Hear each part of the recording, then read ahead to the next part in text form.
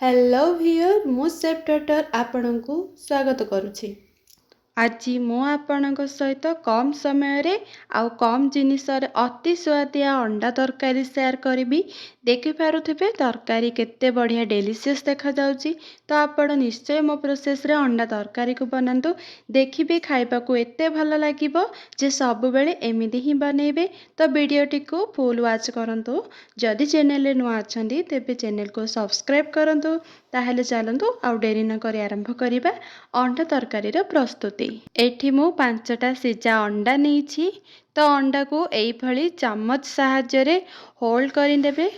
अंडा भाजी हेला बेले फुटिबनी तो सबुतक अंडा को एई भली होल्ड करि नेबे। चलंतु बाकी सामग्री देखिबा। एठी 2टा मीडियम साइज रो पियाज को टिके बड़ पीसेस रे काटिछि। 7-8 खंड कंचा लंका को मझिरु टिके काटी नेछि। 3 इंची अदा को मध्य एईपरी पतला बड़ पीसेस रे काटिछि। 2टा मीडियम टमाटो को बड़ पीसेस रे काटिछि।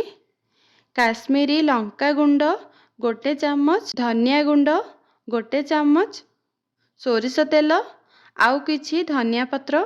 चलंतु रेसिपी आरंभ करिबा। एठी मु गोटे कढ़ई नीची।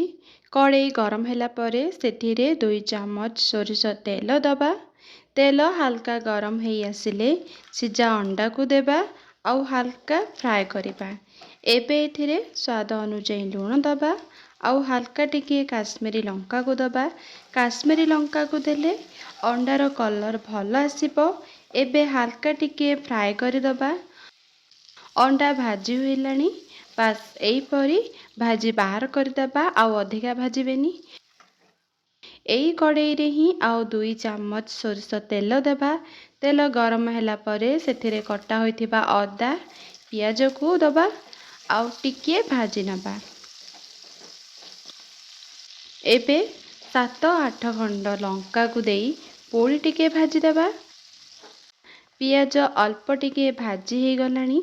एबे एथिरे काश्मीरी लंका गुंड दबा आउ स्वाद अनुसार लूण दे दबा आउ किछि सेकेंड पुणी भाजीबा।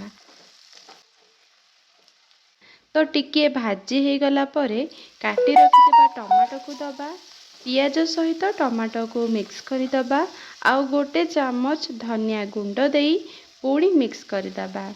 तो जदि आपण चाहती ताहले अन्य किछि मसला मध्य दे पारिबे, एमिति कि चिकन मसला हो।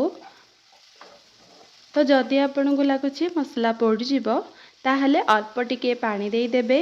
भल से मिक्स करी लो फ्लेम रे 3 मिनिट पई कवर दे देबे। तो 3 मिनिट हे गलानी, मसला टिके भाजी हे जाइछि, टमाटो मध्य सॉफ्ट हो जाइछि।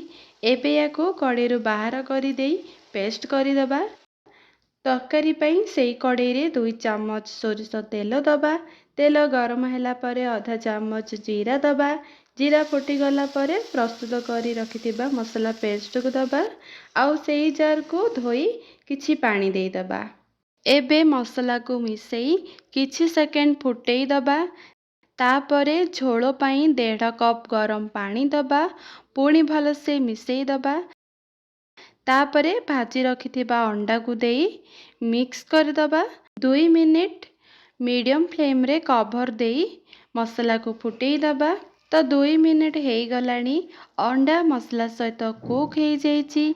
एबे एथिरे धनिया पत्र देई मिक्स करि दबा। तो फाइनली कम समय रे कम जिनिस रे केते बढ़िया अंडा तरकारी प्रस्तुत हो गला। केते बढ़िया कलर आसीची आउ तरकारी मध्य डेलीशियस देखा जाउची। तो आपण निश्चय मो प्रोसेस रे अंडा तरकारी को बनांतु आउ खांतु, बहुत ही भलो लागिबो। आउ जेबे भी अंडा तरकारी बनेबे ना केवल एई भली ही बनेबे। तो आज पे रहउची, पुणी आसीबी आ गोटे नुआ रेसिपी नेकी। से पर्यंत रहिली, bye bye and take care.